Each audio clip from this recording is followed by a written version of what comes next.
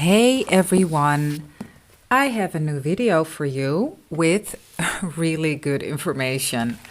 So this is kind of seemingly random when it comes to the subject that I have for this video. And it's a very important one, and I might get into it a bit later. I wanted to say it to you now because it was inspired. And this is what it is. Stop treating things that happen in your life as if they're happening in linear time. Because as you know, there is no linear time, there's only simultaneous time. So whenever you experience something, let's say you've been waiting for a message from a friend or from your lover, from a family member, and they are late. It has nothing to do with them ignoring you, because that is linear time thinking. It has to do with a vibration, with resistance in you regarding the topic, regarding the person, regarding all other things that have nothing to do with what is actually going on. So stop treating things as if they happen in linear time, and also don't discuss these things with everyone and their mother. Always work only on what's going on within you. Align yourself to you, not to get something, just simply because that's who you are, and because everything flows then, and because it feels better. Okay, so I wanted to start with that. The subject of this video is actually about something different. If you'd like me to go a bit deeper into this, then let me know in the comments or just send me a private message in my email and I will. So what is this about? This is about the connection between the Neville and the Seth teachings, and also some tips that I have for you when you feel that things have gone south and you're like, oh my God, I effed up. How the peep am I getting myself out of this situation again? So I've been reading Neville Goddard again. I'm in my own apartment in Amsterdam. As you might know, I've been in New Zealand for a while. I've lived in Berlin for a while. Now I'm back in Amsterdam. I have no idea for how long. I actually expected it to be shorter, but now that I'm here, I'm really enjoying it. So I'm just going to go with it. And I've been diving into Neville again, and I'm reading from the super thick reader that's a couple of kilos. I'm reading the chapter on imagination and faith, and there are some things that stood out to me that I want to read to you. So let's see where it is.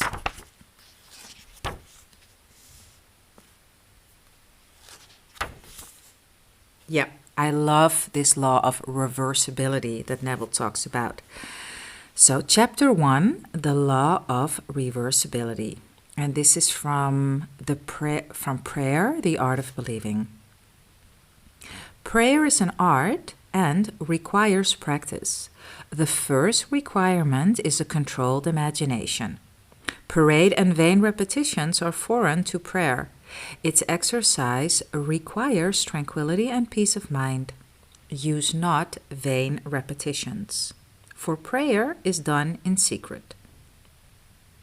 The ceremonies that are customarily used in prayer are mere superstitions and have been invented to give prayer an air of solemnity. Those who do practice the art of prayer are often ignorant of the laws that control it. They attribute the results obtained to the ceremonies and mistake the letter for the spirit. Which doesn't mean that because I personally love ceremony. But don't think that it's because of the ceremony that it works. It's because of the belief and the power in you and the focus in you that it works. The essence of prayer is faith. But faith must be permeated with understanding to be given that active quality which it does not possess when standing alone. So faith is the magic ingredient here.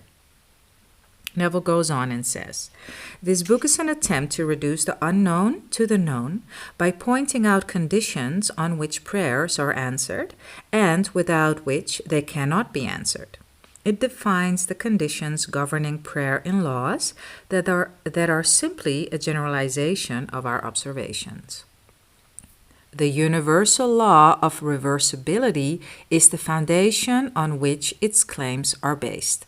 And so now he goes on to explain how it comes and how it works that feeling the state of the wish fulfilled actually produces the result that you are looking to produce. And this is really cool to have this explanation, because if you're a bit like me, you do use your intellect a lot as well in this work. He explains in this chapter too, which is really cool, that it actually, people with a lot of intellect and with not so much emotions, well, I don't suffer from the latter. I have a lot of emotions. Any other ladies in here that can relate? So it's often my head and that, yeah, but how, that gets in the way. But you know what? You cannot use intellect here with these teachings. Intellect is, Bashar explains this a lot, like intellect cannot be used. It is to connect the dots backwards, and there are no dots to connect yet. You know, you can only see it after the fact. So, but still, I'm happy that he does explain some of it, which makes my intellect go, okay, I'm willing to suspend my disbelief. And my faith is it will do the same for you. So here goes, the universal law of reversibility. Mechanical motion caused by speech was known for a long time before anyone dreamed of the possibility of an inverse transformation. That is, the reproduction of speech by mechanical motion, the phonograph. For a long time, electricity was produced by friction without ever a thought that friction in turn could be produced by electricity. Whether or not man succeeds in reversing the transformation of a force, he knows, nevertheless, that all transformations of force are reversible. If heat can produce mechanical motion, so mechanical motion can produce heat. If electricity produces magnetism, magnetism too can develop electric currents. If the voice can cause undulatory currents, so can such currents reproduce the voice, and so on. Cause and effect, energy and matter, action and reaction are the same and interconvertible. So if your realized prayer produces in you a definite feeling or state of consciousness, then inversely, that particular feeling or state of consciousness must produce your realized prayer. Because all transformations of force are reversible, you should always assume the feeling of your fulfilled wish. Isn't that just the bee's knees? Okay, so this is what I wanted to share here. And then I have something else for you, which is a couple of tips. Don't we all love tips? So sometimes we get in the way of ourselves, right? We're like, how on earth, and it's not working, and all the good stuff. First of all, like, it depends who you are. Some people produce results really quickly. And why do they produce results really quickly? Because they don't expect anything, first of all, and they don't do it to control. They just do it to feel good and to test. And when you test, you don't have resistance. You're not attached to the outcome. These teachings are all about feeling the wish fulfilled. And when you feel the wish fulfilled, you're not going into, why isn't it here? Because that's not a part of the wish fulfilled. That is a part of, I wonder if this stuff working. Is this stuff really working? I'm actually not sure. I don't think. You see, now, yeah, I've got proof it's not here. You see where I'm going with this? The wish fulfilled does not contain that. That's part of the, I don't know if this stuff is working and I really need it and I want it now. So, I've got some tips for you. And also, you know what? Nothing is ever going wrong. All we're doing here is playing. So give yourself a break as well, yeah? This is supposed to be fun, this exercise in a human body on Earth. Okay, here goes. So, wait. Where did I put it? Oh, I'm also going to put something up on the screen so you can read it. The text might actually be a little bit different than what I read now, because part of it is in the notes on my phone and part of it is here on the paper. And I'm sure you'll forgive me. And if you don't, then there's a version of you that does. So, okay.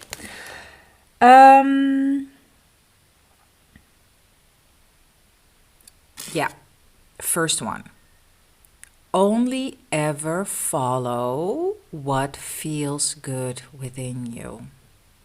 So this is the part where know thyself really comes up. Because if you don't even know how you feel, then how can you feel what feels good? And this is side note, actually also something that I can assist you in with the energy flow calibrations that I offer for free at the moment because I'm still a student while I'm really good at it. But anyway, that was a side note. So you really want to feel in your body what feels good. If you don't know, or if nothing feels good because you just feel crap, then follow what feels better, because there's always a better feeling choice.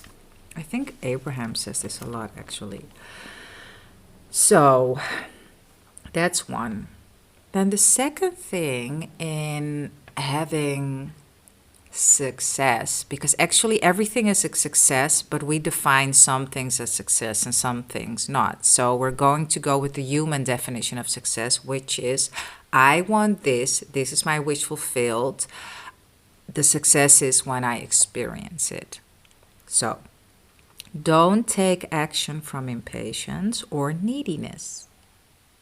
The thing to do in these cases, so when you feel neediness or impatience, or I want it now, where is it? I have to do something, otherwise how can it come?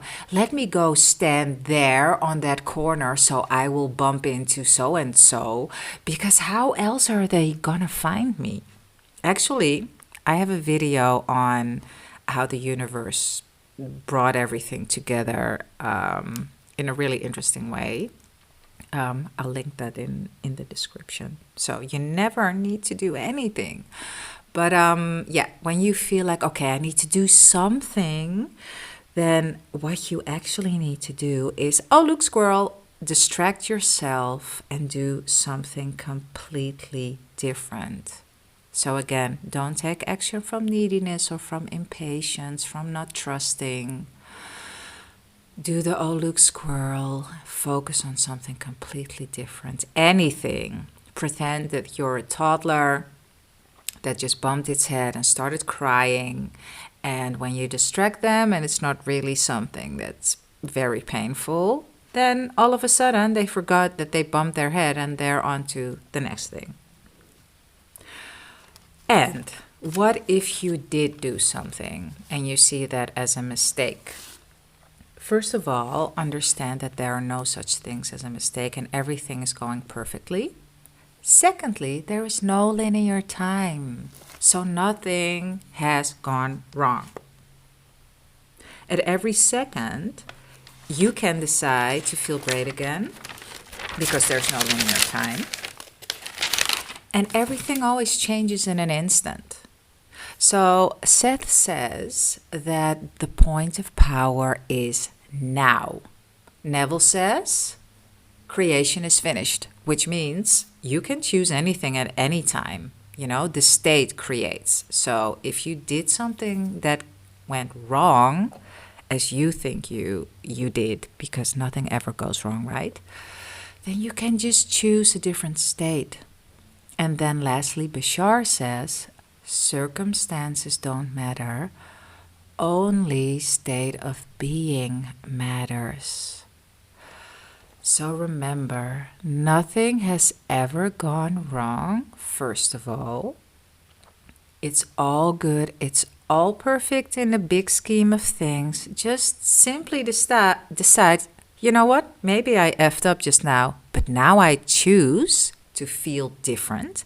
I choose to feel amazing. And you don't have to be, what's the word again? Loyal to what you did 5 minutes ago. No, because every single second you're a different person. So if you did something, even if you send a message that you're able to read again, right? Because you sent it, so it's still in your phone. And you're like, fuck, why did I do this? Just pretend, which actually is true, that you didn't send it. Just pretend you didn't send it and don't go check like, did the message disappear? No, because those are rules in this camouflage reality. Just go within. It's about the state. It's about the feeling. That's it. That's all there is to it. Okay, I think I made my point clear. And this is enough talking for now. So I wish you a wonderful, beautiful day. And I see you in here soon. Much love. Bye-bye.